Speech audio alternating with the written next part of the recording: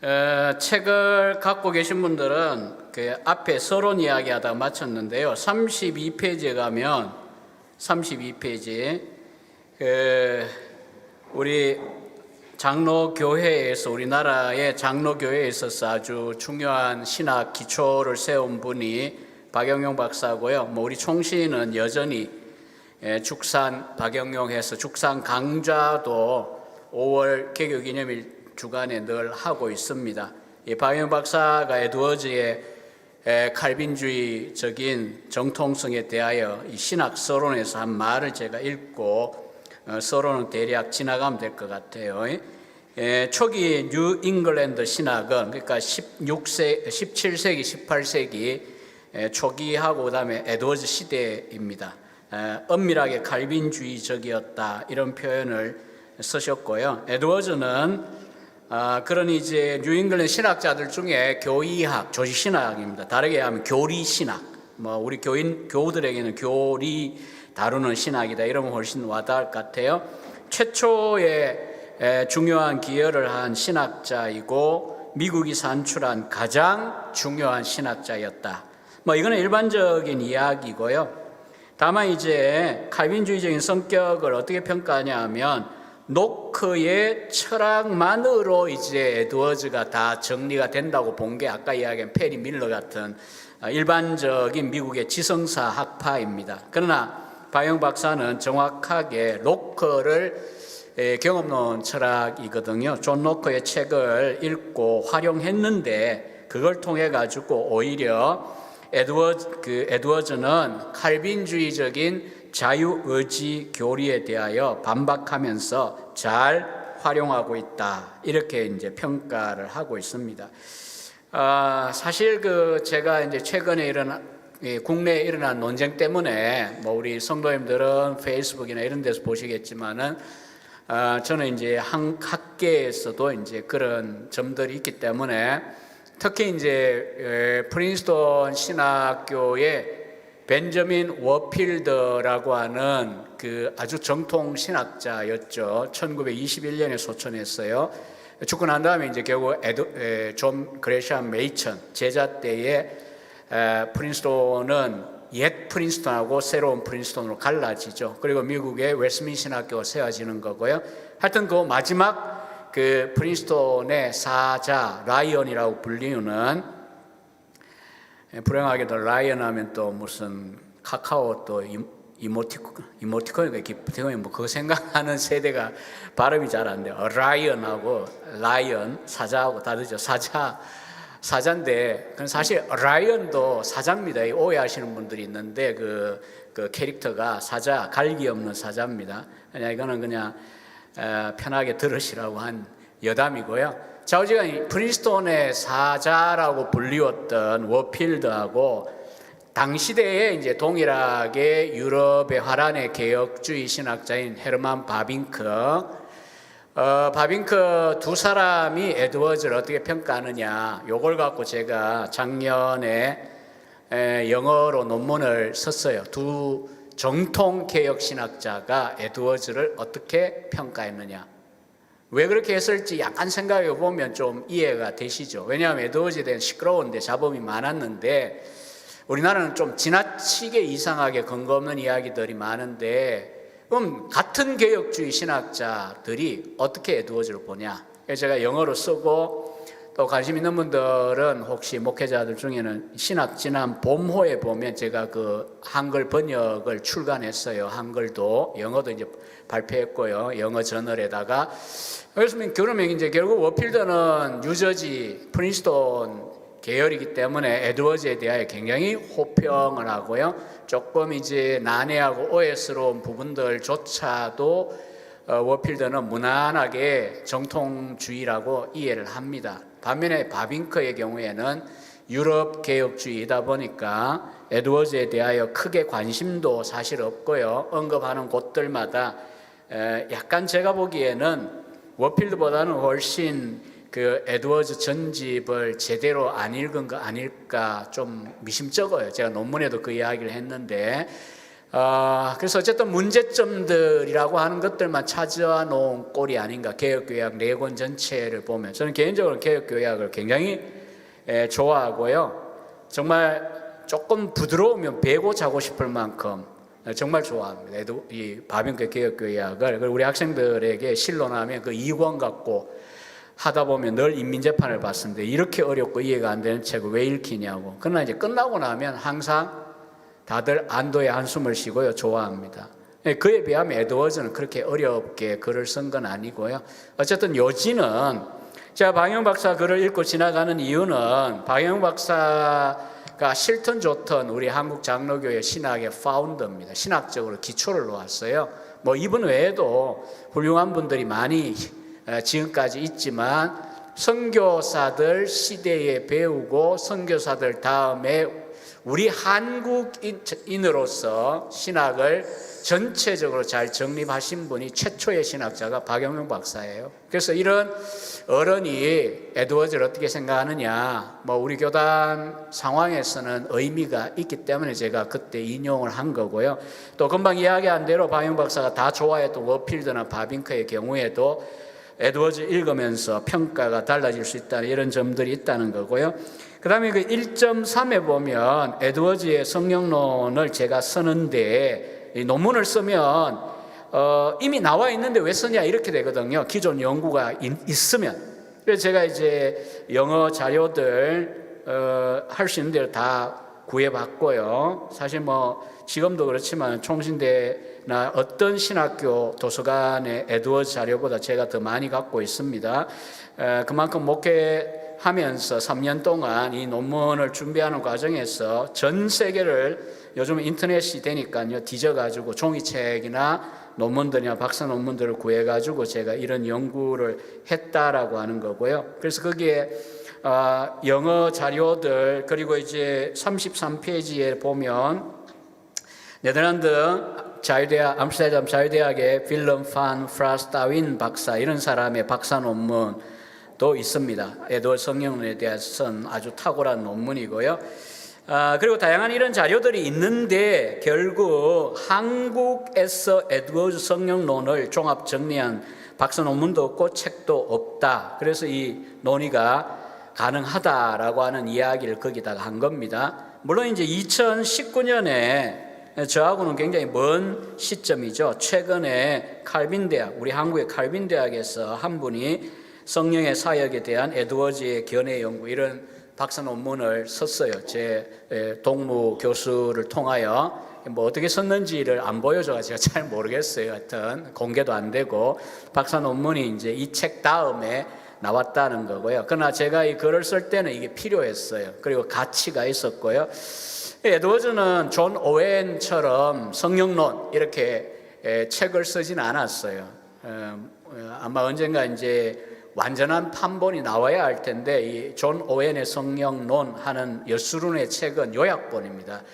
원래 영어 원서는 그보다 아마 몇 배 두께로 나와야 될 겁니다. 굉장히 방대한 성령론을 존 오웬 목사님이 썼는데 에드워즈는 그런 책을 쓴 적이 없어요. 그럼에도 불구하고 이런 연구가 가능한 이유는 에드워즈가 성령의 강한 부흥과 대각성의 역사가 있었던 18세기 초엽 뉴잉글랜드에서 사역하면서 개인적으로도 체험하고 공동체가 부흥을 체험하고 그리고 그 가운데 이제 성령의 사역을 어떻게 분별해야 되냐 이런 주제들에 대하여 정확히 하면 1736년부터 49년 사이 13년여 동안에 많은 저술들을 출간했어요. 더러 그 가운데 이제 여러분들 가운데 신앙감정론 읽고 오셨다는 장로님도 소식을 제가 들어 너무 반가운데 어쨌든 신앙감정론이든 회심 이야기든 아니면 구속사든 이런 책들이 다 요 부류에 들어갑니다. 그리고 에드워즈가 개인적인 기록물들도 남겼고요. 또 덜 주목받았지만 우리나라의 그 삼위일체론이나 또 신학 묵상집들이나 은혜론 같은 이런 책들이 있습니다. 그래서 38페이지 보면 빌럼 판 프라스타윈의 이야기를 제가 인용을 했죠. 그 기간 동안에 나온 그 다양한 저술들이 있는데 여기에 이 양반은 9편을 지금 열거했어요. 놀라운 핵심 이야기, 사랑과 그 열매, 구속사역의 역사. 요걸 줄여가지고 구속사라고 번역했어요. 우리말은. 또 성령의 역사 분별 방법 번역되어 있고요. 균형 잡힌 부흥론 번역되어 있고요. 신앙 감정론, 기도 앞주에 브레너드의 생애와 일기. 그럼 마지막 9번째 성만찬 참여 자격 논쟁에 정리한 책, 요거는 번역이 안 되어 있습니다. 영어만 있고요. 그러나 어쨌든 이게 다 성령론과 관련된 에드워즈의 글이다라고 하는 거고요.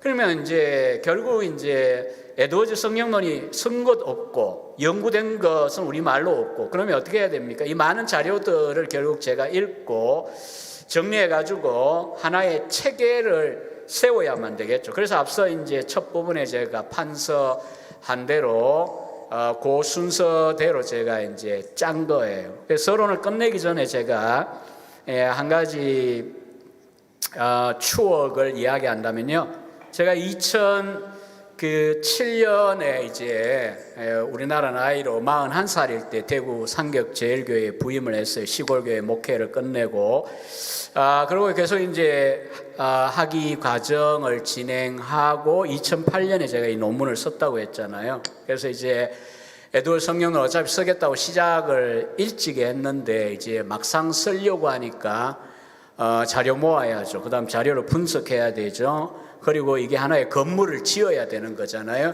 이게 이제 뭐 남의 글 읽는 거는 쉽습니다. 저도 제 이 책 이미 쓴 책을 읽는 데는 한 이틀씩 하니까 한 번씩 읽겠더라고요.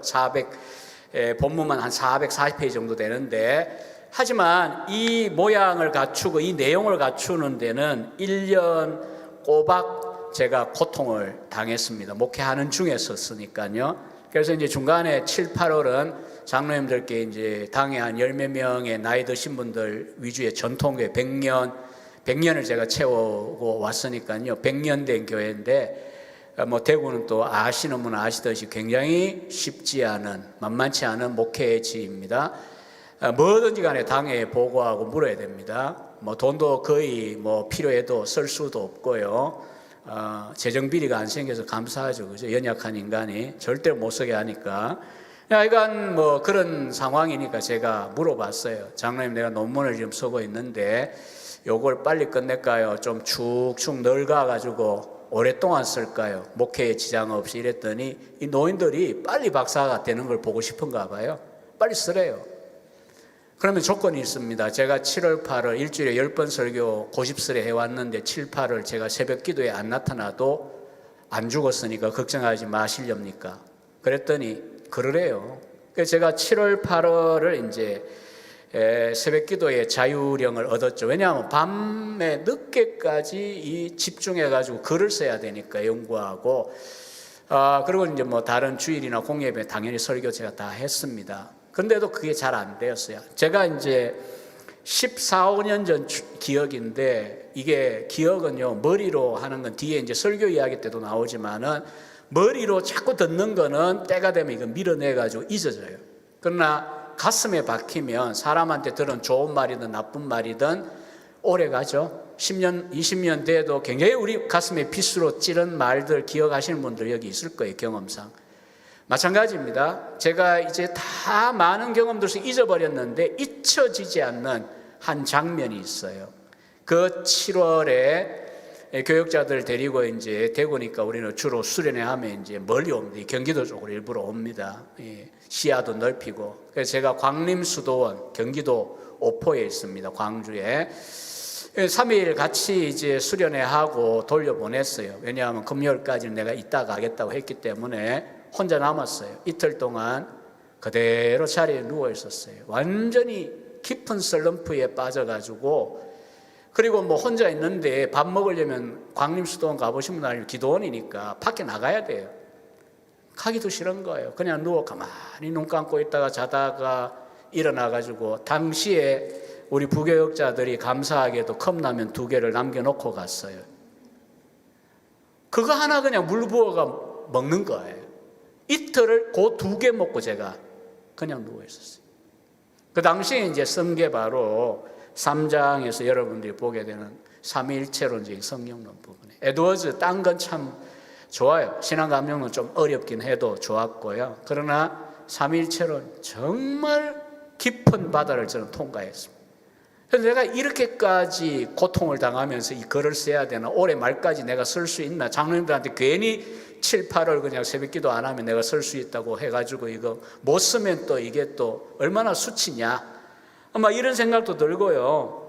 하여튼 그 장면이 잊혀지지 않습니다. 그래서 제가 이 책을 보면, 박사 논문과 이 책을 보면 정말 그 산통에 대한 가슴에 박혀있는 추억이, 지금 벌써 2008년 여름인데 벌써 뭐 15년 정도 되잖아요. 잊혀지지 않습니다. 그렇게 해가지고 이제 지나갔는데 9월 추석 무렵 되니까 뭐 3일째는 지나갔고요. 이제 4장의 구속사는 책 한 권 전체에서 성령의 관점에서 성령이 어떻게 사역한다고 에드워드 정리했나, 정리니까 정리를 하면 되었고요. 그 다음에 5장에 개인 속의 성령의 사역 이야기를 제가 이제 처음에 뭐 칼빈주의적인 특성을 갖고 있다 굉장히 많이 이야기하고, 그 다음에 이제 뭐 회심부터 시작해가지고 믿음칭의, 그리고 성화와 영화 이렇게 정리를 하는데요. 여기서는 앞에 그 체험하고 달리 이건 뭐 분량을 한번 보세요. 이 삼일체론적인 성경론은요 분량 크게 많지는 않아요. 그런데 5장에 있는 개인적인 성령의 사역 부분은 구원론인데, 구원의 적용 부분인데, 제가 왓슨과도 이제 펼쳐가 다시 한번 봐서 한 160페이지 정도 될 거예요. 이 5장 장 하나가 이렇게 많으면 안 되거든요. 사실 이 하나 자체가 석사 논문일 수도 있고, 요즘같이 많이 안 쓰는 시대 같으면 조금만 보태면 박사 논문급이에요. 그 분량은 어쨌든. 근데 그게 술술 실타래가 풀려가지고 가는 것처럼 쓰고 보니까 놀랍게도 거기까지 써버린 거예요.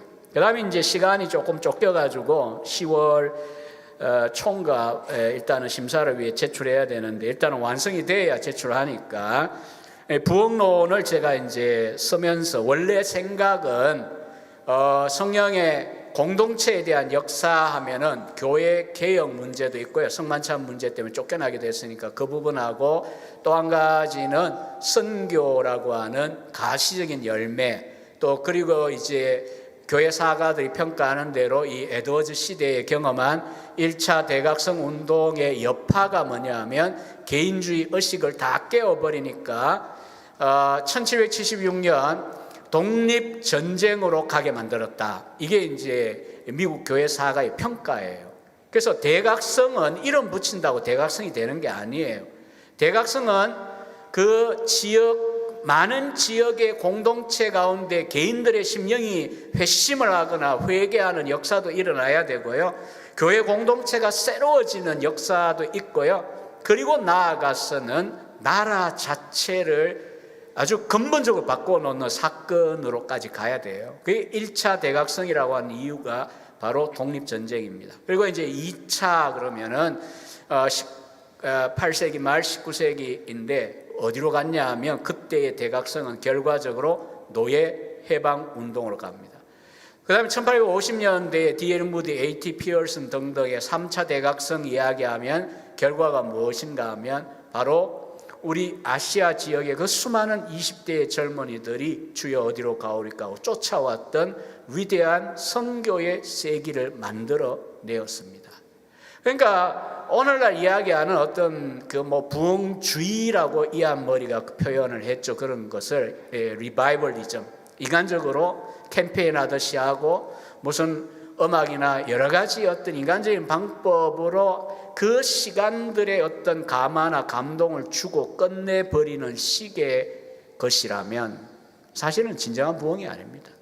그러나 역사 가운데는 적어도 미국 교회사에는 이런 세 번의 대부흥, 대각성의 시대가 있었거든요. 그래서 이런 측면도 이제 다루어야 되는데, 결국은 이제 그 6장에 있는 내용을 보시면 에드워즈의 부흥론이라고 하는 그 제법 두꺼운 책 하나 정리한 걸로 제 논문은 끝이 났습니다. 그래서 그 부분은 나중에 이 책을 개정한다면 제가 좀 바꿔야 되겠다라고 생각하는 대표적인 부분입니다. 그래서 이제 오늘 저녁까지 남은 시간 동안 이제 할 수 있는 대로 최선을 다해서 이제 할게 2장에 있는 이 내용입니다. 2장에 보시면요. 2장에 보시면 에드워즈 성령론의 배경 연구라고 되어 있잖아요. 에드워즈가 워낙 이 사고가 오리지널 하다 보니까 아주 독창적일 때 오리지널이라 그러잖아요. 제가 감히 여기에서 다른 농담을 하긴 좀 어렵고요. 학생들이면 하겠는데, 하여간 이 오리지널한 사상가이다 보니까 한편은 에드워즈 시대를 가지고 에드워즈를 설명할 수 없다라고 하는 표현을 쓰고 있습니다. 너무 독창적이다 보니까. 해리 밀러의 경우에는 하는 말이 당시에 지적으로 가장 현대적인 사람이다 보니까 그가 남긴 인사이트, 통찰들 가운데는 그 시대에도 못 따라잡았고 오늘 우리도 못 따라갈 정도의 통찰들을 에드워즈는 가지고 있다라고 하는 표현을 쓰고 있습니다. 얘를 조금 더 높일 수 없을까요? 지금 뭐 빛이 반사되어 글 쓰기가 조금 어려운. 얘가 높여지지 않나요? 이렇게 조금 더.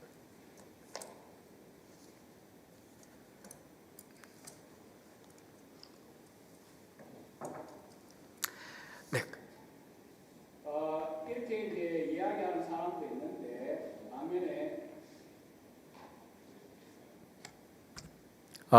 반면에 누구나 다 사실은 이 형성 과정이 있어요.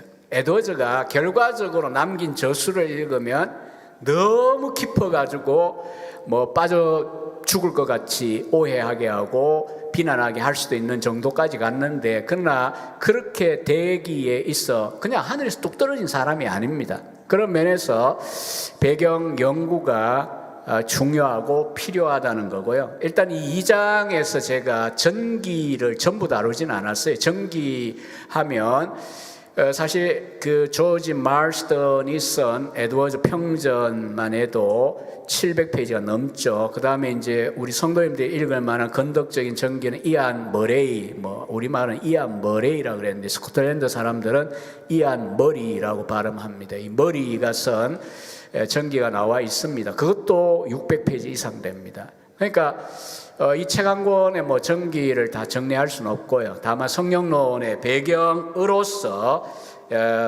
정리를 했는데, 특히 이제 세 가지 관점입니다. 첫째는 개인적으로 성장 과정이 있죠. 가정 환경이라든지 개인적 신앙 체험이나 학업 과정이 있습니다. 두 번째는 목회를 23년간 했어요. 노샘프턴 교회에서. 그래서 목회하는 동안에 부흥과 대각성을 경험을 합니다. 공동체가. 그리고 이제 세 번째로는 지역교회 목사 위치만 아니라 요 기간을 통하여 에드워즈가 역시 사람은 어느 시대나 누구나 다 자기 언사에 따라 쓰임을 받기 마련입니다. 내게 없는 걸 갖고 일을 할 수는 없어요. 사람은 약점 갖고 일하면 가장 불행합니다. 장점 갖고 일을 해야 돼요, 어느 시대나. 근데 에드워즈는 재주가 뭐냐 하면 바로 이제 글쓰기였습니다. 이건 아주 어릴 때부터 한 거거든요. 그러니까 이 양반이 부흥을 경험했는데 다 같이 경험하고 다 같이 성령의 은혜를 수많은 목사들이 경험했는데, 문제는 그걸 분석하고 책으로 쓰는 사람이 거의 없었어요. 그런데 에드워즈는 그걸 했어요. 그러니까 결국은 이제 언사를 따라 부흥의 변호자의 역할을 하게 되죠. 특히 이제 당시에 부흥을 찬성하는 사람만 있는 게 아니고요. 부흥이 지나쳐가 광신주의가 되는, 열광주의가 되는 극단이 있고요. 불이 너무 붙은 거죠. 잘못, 인간적으로. 또 반대편에서는 그걸 보고 이 지금 일어난 성령의 역사 자체도 다 광신적이다라고 하면서 전체를 거부해버리는 반대파도 존재했습니다. 자, 그 다음 먼저 개인적인 배경을 한번 보겠습니다. 에드워즈는 앞서 제가 말씀드렸지만 최소한 여러분들에게 딴 고민스러운 외우라고 말씀 안 드리겠습니다. 이 연대는 꼭 기억을 하시면 좋겠습니다. 1703년에 태어나 58년에 죽었고요.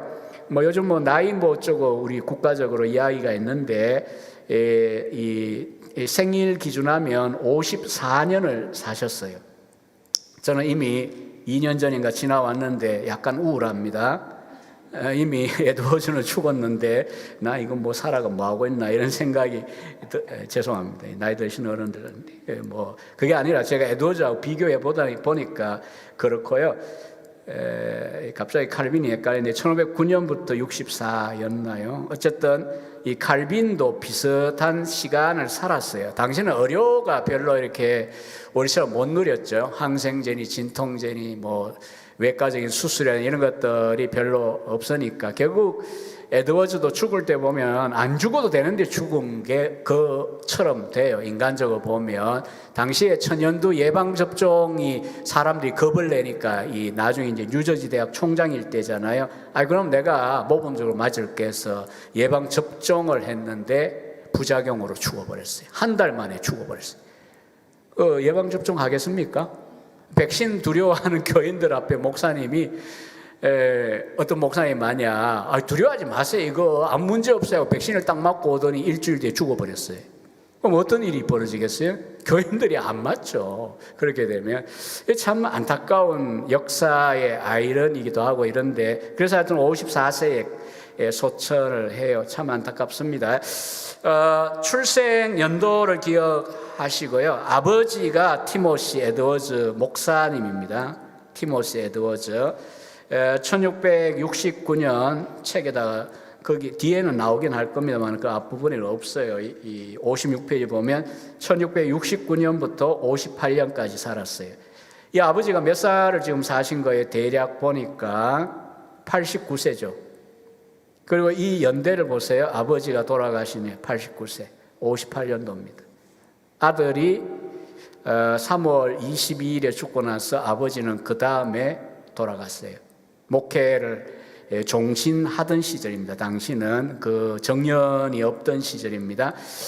마치 결혼과 같이 생각했어요. 위임하고 나면 특별한 일이 없는 한은 그 교회에 죽을 때까지 사역하다가 죽는 걸로 그렇게 이제 하던 시절이고요. 제 아버지 티모시 에드워즈 목사이고요. 그리고 이제 어머니가 솔로몬 스토다드 목사의 딸이었어요. 솔로몬 스토다드. 이 솔로몬 스토다드 당시에 그 뉴잉글랜드에서 가장 유명한 목회자고 또 이제 존경을 받던 목사님입니다. 이 외조부죠. 이 조나 에드워즈 입장에서 볼 때에 이 티모시 에드워즈와 솔로몬 스토다드의 딸인 에스더 사모가 결혼해가지고 낳은 자녀가 11명입니다. 당시는 이제 뭐 많이 낳던 시절입니다. 죽기도 일찍 많이 죽기도 하고요. 이 중에 이제 에드워즈는 독자입니다. 아들 하나입니다.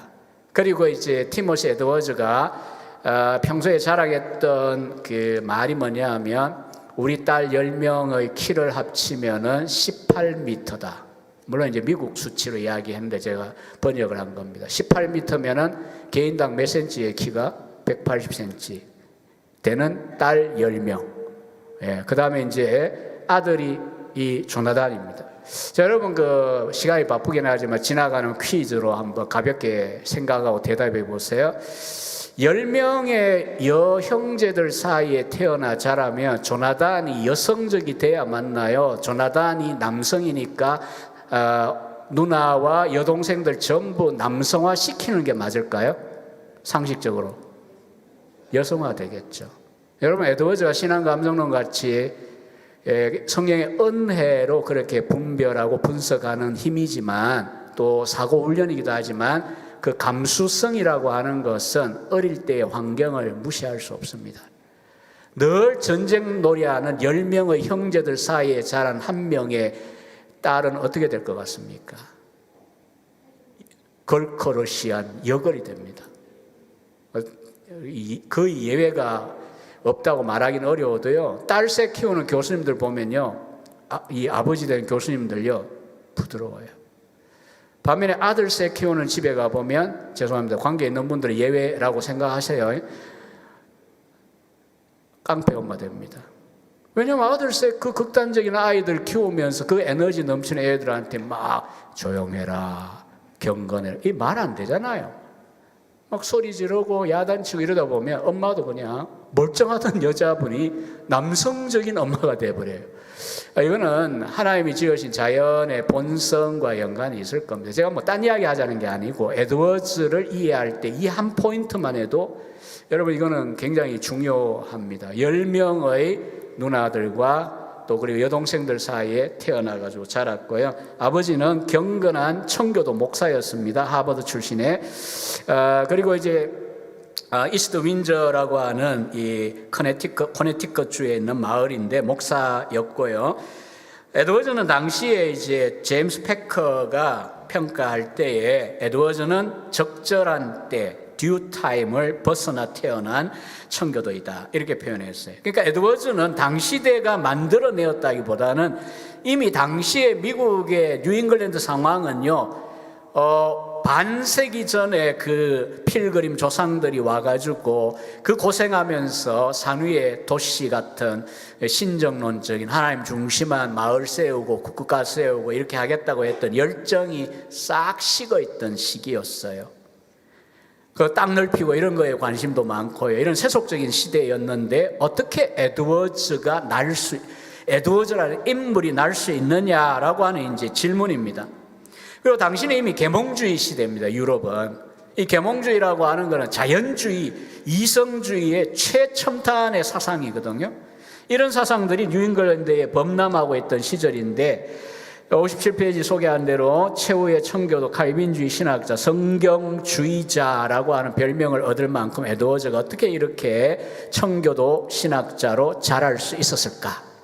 그러니까 시대의 당연한 결과물이라기보다는 시대를 배경으로 보면 시대와 다르게 옛 시대의 청교도 스타일의 목사가 바로 에드워즈의 차이가 있다면 자기 시대의 계몽주의 사상을 잘 섭렵해가지고 기독교가 얼마나 합리적인 어리저너블 말이 되는가에 대하여 철저하게 보여주려고 했던 특징의 차이는 있지만 본질에 있어서는 예전 청교도라고 공통점을 많이 갖고 있어요. 그 이유는요 아버지 때문입니다.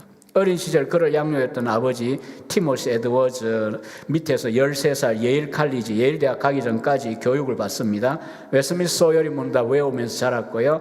성경을 읽었습니다. 특별히 아버지 어머니가 에스더 사모님도 책 읽는 걸 좋아하고 신학 논쟁을 할 만큼 당시대 여성으로서는 굉장히 학문적인 자질을 가진 분이에요. 그런 배경 하에서 또 특히 이제 당시의 목사관은 그 지나가던 목회자들이나 많은 성도들이 묵어가는 여관과 같은 기능을 했어요. 그런 분들 대화를 들으면서 자라고 또 그리고 아버지의 철저한 청교도적인 목회 가운데 자라고 또 아버지가 대학 보내기 위하여 그 당시에 마을 서당 역할도 했거든요. 목사님이 하버드 출신이시 그 마을에 가장 똑똑하고 가장 지성적이고 가장 많이 배운 사람이고 그럼 라틴어로 이제 배워야지 대학을 갈 수 있는 시대니까 라틴어를 가르칠 수 있는 거의 유일한 사람이다시피 하고 이러니까 티모시 에드워즈 목사의 목사관은 여러 가지 측면에서 에드워즈가 잘 자랄 수 있는 환경이었습니다. 그래서 아버지의 영향으로 라틴어 교육을 받고요. 신앙적으로 엄격한 칼빈주의적인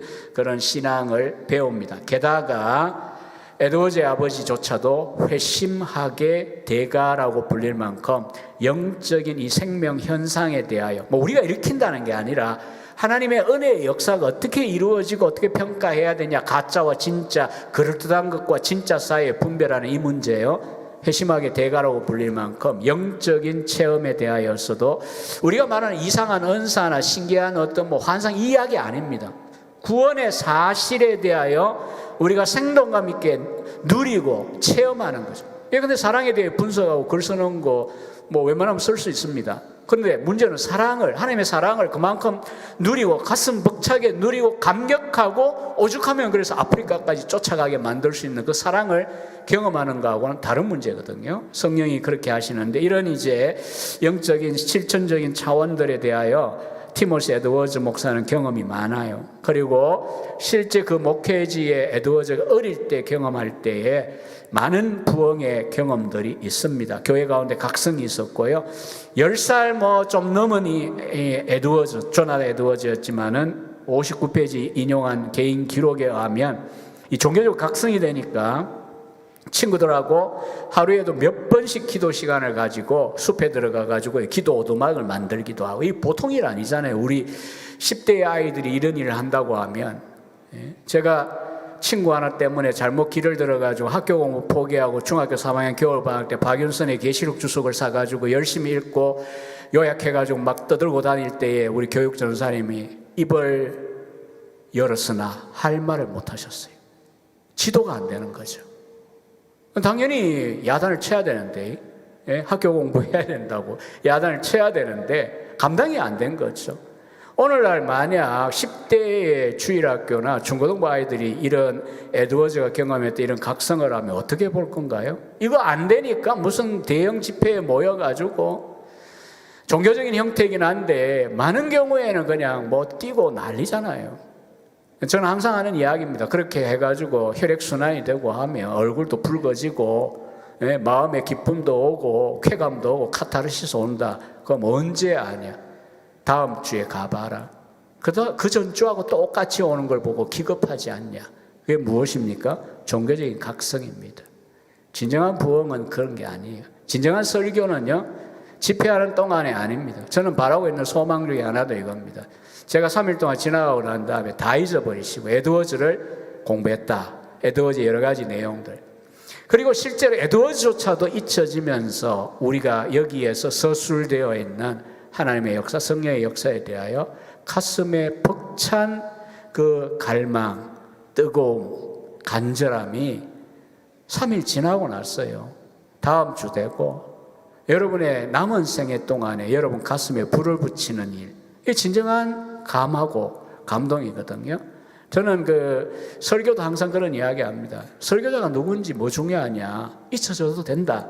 그러나 메시지가 주일 지나고 월요일 아침에 여러분 가슴 가운데 공명을 일으키고 책망을 때로는 하기도 하고 때로는 여러분 심령을 붙들어주고 위로하고 가라고 여러분을 도와주고 있느냐? 그게 진정한 말씀의 감하다. 그냥 집회하고 뭐 부르짖고 소리 지르고 박수치고 뭐 그 현상을 저는 부정하는 게 아닙니다. 저도 뭐 다 지나온 코스니까요. 그러나 이제 지나고 나서 이제 다음날 딱 되면 허전한 거죠. 그런 각성은 내가 뭘 했지? 그때 좋았는데 지금은 왜 안 좋을까? 그냥 딴지거는 옆에 사람 하나에 그냥 나자빠져 버리고 이렇게 되는 상황들. 에드워즈는 어릴 때 그런 경험을 했기 때문에 진짜 회심하고 그런 각성하고를 예리하게 구분합니다. 속지 않습니다. 이 어릴 때 이 경험을 종교적 각성이라고 봐요. 그래서 회심에 대한 부분을 보시면요, 13살에 예의를 들어가고요, 1716년입니다. 13살이죠. 그 다음에 이제 4년 과정이니까 20년에 끝나요. 문학사를 받겠죠. 뭐 몇십 명 재직하던 시절입니다. 지금 예일대학은 뭐 몇만 명이겠지만 당시에는 작은 초기 학교입니다. 그리고 이제 MA 과정에 들어갑니다. 문학사라고 불리우는 목회자 준비 과정입니다. 2년 동안 진행을 합니다. 뭐 학위는 23년에 받은 걸로 나옵니다만은, 그리고 에드워즈가 언제 그 회심을 체험하냐 하면 1721년 봄입니다. 이게 이제 나이로 따지면 18살일 때고요. 석사 과정 진행할 때입니다. 그래서 59페이지에 하단에 있는 글을 이제 에드워즈 글은 문자적으로 좀 읽을 필요가 있습니다. 내가 기억할 때에 하나님과 하나님께 속한 일들에 대하여 그렇게 내적이고 달콤한 기쁨을 맛본 첫 번째 경우는 그 이후에 많이 했는데 첫 번째 디모데전서 1장 17절을 읽을 때였다고 고백합니다. 영원하신 왕 곧 썩지 아니하고 보이지 아니하고 홀로 하나이신 하나님께 존귀와 영광이 영원 무궁하도록 있을지어다. 아멘. 이 구절을 읽고 있는데 우리 그냥 읽는다고 해요. 어떤 느낌 없잖아요. 일반적으로 그냥 뭐 아우구스티누스가 회심하게 로마 13장 뭐 읽는다고 저도 설교 여러 번 했지만 막 빛이 비치고 이런 거 없잖아요. 에드워즈의 회심의 계기가 되는 이 구절도 마찬가지예요. 이걸 뭐 그가 경험했다고 우리가 경험하는 건 물론 아닙니다. 그러나 어쨌든 이 구절을 읽는데 하나님의 영광에 대한 센스, 감각, 전에 경험한 것과 전혀 다른 새로운 감각이 내 영혼에 생겼다. 그리고 내 영혼 전체에 확산되었다. 성경 구절이 가슴에 압도한 거예요. 그러면서 하나님이 얼마나 놀라운 분인가라고 경탄을 하고요. 그 다음에 당연히 이런 하나님에 대하여 바른 우리가 각성을 한다면 내가 이런 하나님을 즐거워하고 천국에서 영원히 그분에게 빠져 산다는 것이 얼마나 행복한가. 이거 뭐 이상한 고백은 아니겠죠. 뭐 이런 종류의 이야기들이 많기 때문에 또 잘못 오해하면 그 뭐 광신주의하고 뭐가 다르냐 또 그러실까봐 제가 걱정인데, 여러분 제가 이제 31년 차인데 결혼해가지고 저는 절대로 그런 질문 안 합니다. 어리석은 질문이 있어요. 나중에 다시 태어난다면 나하고 결혼하겠냐? 그런 미친 질문을 왜 합니까? 죄송합니다. 제가 볼 때 미친 질문이에요. 안 태어나요, 우리는. 일단 그부터가 진리니까. 근데 왜 물을까요? 근데 신자들도 간단해요. 이때까지 살아오면서 나하고 살면서 이 여정이 어땠어에 대한 우회적인 물음입니다. 그러면 만약 그 질문하면 당연히 많은 남자분들은요, 나이가 들면 들수록 다시 결혼 안 돼요. 이런 아내 같은 사람이 없는 거니까. 근데 많은 여자분들은 아니라고 이야기합니다, 솔직하게. 그리고 심지어 어떤 여자분은 미쳤나 그런다고요. 내가 저 남자하고 또 결혼하기 미쳤어요 그런다고요. 그러니까 그 이야기는 무엇에 대한 이야기입니까? 다시 태어남이 있냐 그 이야기도 아니고요, 다시 또 결혼하냐 그 이야기도 아니에요. 사실 알고 보면 지금까지 살아온 삶에 대하여 너는 어떻게 평가하냐, 우리 관계가 어떤 거냐, 다시 기회가 주어진다고 해도 같이 함께 반려자로서 살고 싶냐라는 질문이기 때문에 저는 손해이기 때문에 저는 안 묻습니다. 여러분 예외적으로 뭐 여러분은 다 그럴 거라고 제가 믿어드리고 싶고요. 여러분 가정을 결혼했으면 저는 일단은 뭐 제 자신이 못난 남편이기 때문에 아니라고 말씀드릴 수 있겠고요.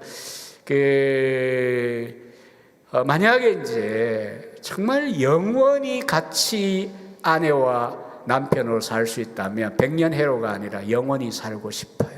이것이 얼마나 복된 가정입니까? 이렇게 만약 말할 수 있는 가정이 있다면, 자, 오늘 이제 우리가 그건 불가능하지만 하나님을 믿는 이 신앙의 세계에 들어와 가지고 우리가 하나님에 대하여 가지는 그 이성을 초월하여 가슴 벅찬, 이성을 포함하지만 넘어서는 지각에 넘치는 하나님에 대한 이 사모와 열정이라면, 이런 분과 내가 영원히 천국에서 산다면 이게 얼마나 복인가. 이거 뭐 이상한 이야기 한 거 아니겠죠. 그리고 이러한 이제 단순히 지식이 아니라 새로운 종류의 감정이라 그랬는데, 이 감정이라고 번역한 게 뭐 토요일 또 이제 학회하는 걸 제가 주음으로 참석했어요. 에드워즈 어펙션을 어떻게 번역해야 되냐. 뭐 우리 서무강 목사님은 정서라고 번역했는데 적어도 그 학자분에 가면 정서가 감정보다는 어펙션의 번역에 맞겠다 이런 이야기를 했어요. 하여튼 그 새로운 감정, 어펙션이 생긴 거고요. 그 다음에 영적인 어떤 구원적 본성을 가진 어떤 것이고요. 그래서 이제 흔히 처음 사랑에 빠진 것처럼 하나님과 젊은 에드워즈는 그리스도와 교제하고 기도하는 것, 그리고 뭐 다양하게 있는 거 지나가겠습니다. 혼자 들판을 거니며 묵상하거나, 또 심지어는 우리나라만 그렇게 하는 거 아닙니다. 소리 내어가지고 기도하는 이런 기도. 그래서 기도가 숨 쉬는 것만큼 자연스럽다는 고백도 하고요. 그리고 하나님의 위엄, 매저스티와 은혜가 충돌되는 것 같은데, 이 하나님을 인격적으로 만나고 경험하니 이 두 속성도 60일에 있는 대로 부드럽게 연결되는 것처럼 보였어요. 위엄과 부드러움이 함께 결합되어 있고, 달콤하고 부드럽고 거룩한 위엄이고 매저스티고, 또 위엄이 있는 부드러움이고, 두려움이 깃든 달콤함이고, 높고 크고 거룩한 온화함으로써 하나님을 경험합니다. 그리고 에드워즈는 이런 감각적인 경험에 추구하고 마는 게 아니고요, 하나님의 나라와 그리스도에 대한 갈망, 또 거룩함에 대한 갈망을 합니다. 그리고 그 마지막 단락에 있는 대로 1722년에 이제 목회를 잠깐 뉴욕에서 해요. 그때의 고백 중에 보면, 나는 모든 면에서 완벽한 그리스도인이 되고 싶은 불타는 소원을 가졌고, 그 내용이 뭐냐? 복되신 그리스도의 형상을 닮으려고 하는 것이다. 여러분, 그 에드워즈가 우리가 조금 감정적인 체험의 측면에만 주목하시면 안 되고요. 그렇게 이제 사랑에 빠졌을 때에 이게 건전한 방향으로 가고 있다는 증거가 이런 겁니다. 거룩에 대한 사모, 하나님의 형상을 담고자 하는 갈망, 그리고 62페이지의 인용문을 한번 같이 보시죠. 1723년 1월 12일에 자기를 하나님께 헌신을 해요. 하나님 앞에 서렌더, 자기를 복종시켜요. 자기를 하나님께 맡깁니다. 나는 아무 권리가 없는 자처럼 살기로 했다. 이렇게 20살의 젊은이가 고백하고 있습니다. 하나님을 나의 전부와 행복으로 받아들이기로 맹세하고 하나님께만 나의 행복이 달려있는 것을 간주하고 행동하기로 합니다. 말씀을 계속적인 삶의 법칙으로 받아들이고 순종하기로 했습니다. 그래서 내 목숨이 다할 때까지 나의 있는 힘을 다하여 세상과 육신과 마귀와 싸울 것을 결심했다. 이게 20살의 에드워즈가 내가 하나님께 나를 헌신했다, 드렸다라고 할 때의 의미입니다. 이것도 이상한 말이 하나도 없죠. 우리가 정말 과거에 어떤 분들은 뭐 꼭 이렇게 정리가 안 되더라도 내가 하나님의 헌신했다라고 할 때 내 인생이 이제 하나님의 것이다, 하나님 뜻대로 하십시오, 이렇게 했을 때에 의미하는 바가 뭔지 아시잖아요. 내가 계획을 다 세우고 하나님, 제가 안을 드릴 테니까 당신은 물주만 하세요. 그게 자기를 드리는 겁니까? 오늘날 많은 자녀들이 부모에게 하는 것과 똑같습니다. 하고 싶은 대로 살면서 부모 보고는 돈만 내라 그러죠. 간섭하지 말고. 근데 그게 신앙의 모습입니다. 오늘 이 시대의 한국교회에. 그러나 에드워즈는 우리에게 딱 정로를 보여줍니다. 우리가 하나님께 자기를 드린다면 이런 겁니다. 그리고 결심문을 이 젊을 때에 70개를 만들었어요. 영어는 resolutions라고 하는 표현을 쓰고요. 아마 그 조나 에드워즈처럼 살 수 없을까라고 하는 책에 보면 다 번역을 했습니다. 이 결심문 해가지고 여기 63번에 보면 그 하단에 인용했습니다. 앞서도 언급했지만은 완벽한 성도, 자꾸 이제 어떤 결벽증이나 완벽증으로 생각하시지 마시고요. 이 땅 위에서 허락되어 있는 그 하나님의 허락 속에서 complete Christian, 완전한 그리스도인이 될 수 있다면, 근데 그 완전한 그리스도인의 정의를 보세요. 성도다운 빛을 비추고 탁월하고 사랑스럽게 행동하는 그와 같은 성도의 삶, 이것이 가능하다면, 그리고 이것을 내가 사모하고 이게 하나님이 허락하신다면 나는 이렇게 살고 싶다 그러잖아요. 완벽한 그리스도인, 온전한 그리스도인이라고 하면 조금 덜 불편하시려는가요? 온전한 그리스도인이 되겠다. 이게 평생의 에드워즈의 표대입니다. 그리고 이게 이제 교인들에게 이제 적용되니까 굉장히 이제 많은 교인들은 부담스럽죠. 왜냐하면 가시적인 성도, 가시적인 그리스도인이 되어야 된다, 신자라면. 이렇게 이제 기준점이 높아져 버리기 때문입니다. 그리고 63페이지에 인용되어 있는 그 다음 단계 37년도면 이제 목회 중일 때고요. 34살일 때입니다.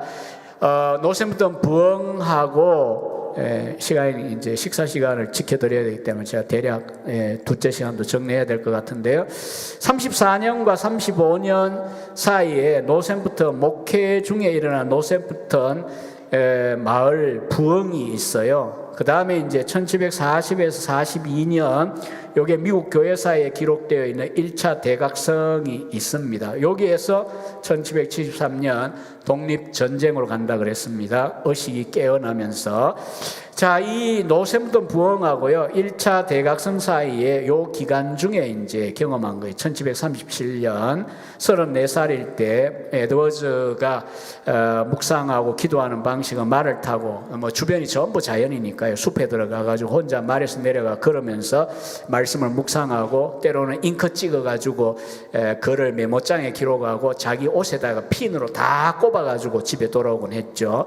그런 중에 한 번은 하나님을 묵상하는데 하나님의 영광을 보았다, behold, 보았다라고 하는 표현을 씁니다. 어떤 환상 같은 그런 우려스러운 경험으로 보시면 안 돼요. 인격적인 영적인 체험입니다. 그리고 그분의 놀랍고 위대하고 충만하고 순수하고 달콤한 은혜와 사랑, 또한 그분의 온유하고 부드러운 겸손하심을 생생하게 경험을 합니다. 은혜가 조용하고 달콤하게 임하고 하늘보다, 주변에 환경을 잊어버릴 만큼 임하고요. 그리스도의 인격이 말할 수 없을 만큼 탁월하게 보였고, 그리고 이러한 이제 시간을 1시간가량 자기가 계속되었다고 이야기합니다. 눈물을 홍수처럼 쏟으면서 큰 소리로 엉엉 울었다, 이런 고백을 합니다. 아마 이제 뭐 이것만 해도 에드워즈를 신비주의자로 몰아가고 싶은 분들이 있을 겁니다. 그러나 에드워즈의 개인적인 고백이고요. 그 다음 이제 1차 대각성 기간에 쓴 책 가운데 하나인 성령의 역사 분별 방법에 보면 요 유사한 방향을 이렇게 정리했습니다. 제가 여기까지 하고 마쳐야 될 것 같아요. 나로서는 1년 내내 무엇을 경험하는 것, 예언적인 환상들, 예언자들처럼, 선지자들처럼 또 계시를 받는 것, 그것보다 무엇을 더 경험하고 싶어 합니까? 그리스도의 영적이며 신적인 아름다우심과 무한하신 은혜, 죽으신 사랑, 죽기까지 하신 사랑을 나타내 보여주시고 거룩한 믿음을 발휘하게 하시며 신적인 사랑과 달콤한 만족, 하나님 안에서의 겸손한 기쁨을 주시는 그런 성령의 달콤한 영향력을 15분간만이라도 즐기는 편을 택하겠다. 이상한 이야기 아니죠. 제가 가끔 자꾸 이제 우리 교인들은 그렇게 의식할 필요가 없는데 하도 험악한 분들을 많이 주변에 보다 보니까 그런데 이게 왜 이상한 겁니까? 당연히 저나 여러분들도 사모해야죠. 신사도 운동하는 분들은 이거 싫어할 겁니다. 아니, 예언이 있고 환상이 있고 영업을 듣는데 뭔 소리 하냐고. 그게 중요한 거지. 사도면. 아니요, 그런 사도 필요 없어요. 왜냐하면 하나님의 말씀이 온전히 계시가 되었고 기록이 되어 있는 상태고요. 우리가 이제 추구하는 그 말씀의 내용을 잘 배우고 성령의 조명하에 익히고, 그 다음 중요한 건 거기서 멈추면 안 됩니다. 그럼 지식주의자가 되잖아요. 정통주의가, 메마른 지식주의자가 되면 안 되잖아요. 그 내용을 우리가 다 체험할 수는 없지만 우리의 인격으로, 영적으로 맛보고 누려야 됩니다. 여러분, 시편 34편에 있는 말 베드로도 인용하잖아요. 너희들은 여호와의 선하심을 잘 분석하고 연구해라, 이렇게 했나요? 시편 기자가 다윗이 뭐라고 했어요? 선하심은 맛보아라. 그 맛보는 게 뭘까요? 여러분, 사람의 선함이 뭔지 여러분이 경험하잖아요. 정말 힘들고 어려울 때, 뭐 목말라 어디 뭐 물 한 잔 구할 때도 없는 상황이면 아마 찬물을 그냥 딱 꺼내가지고 한 잔 주는 것만 봐도 선함이 느껴질 거예요. 자, 하나님이 우리에게 베푸시는 다양한 선을 우리가 어떻게 머리로만 정리합니까? 우리의 삶 속에서 경험하고 누리는 거잖아요. 그게 이제 성경이라는 안전한 울타리 안에서 하나님의 아름다우심, 선하심, 거룩하심, 의로우심이 믿어지고 또 조금씩 경험되어져 가는 과정. 그런데 그 중에 이제 특별히 에드워즈는 이야기했어요. 성령께서 우리에게 그 사랑을 깨닫게 하시는, 경험하게 하시는 영향력을 나는 차라리 누리는 것을 선택하겠다. 예언이나 어떤 직통 계시 있다는 게 아니라 그게 중요하다고 생각하는 사람들을 향하여 이 말을 하고 있습니다. 자, 오늘 여기까지 일단은 2강은 마치겠고요. 이따가 식사하시고 난 다음에 저녁에 이제 시간을 옮겨 놔가지고요. 3, 4, 5강이 저녁 시간에 있습니다. 이따가 뵙겠습니다.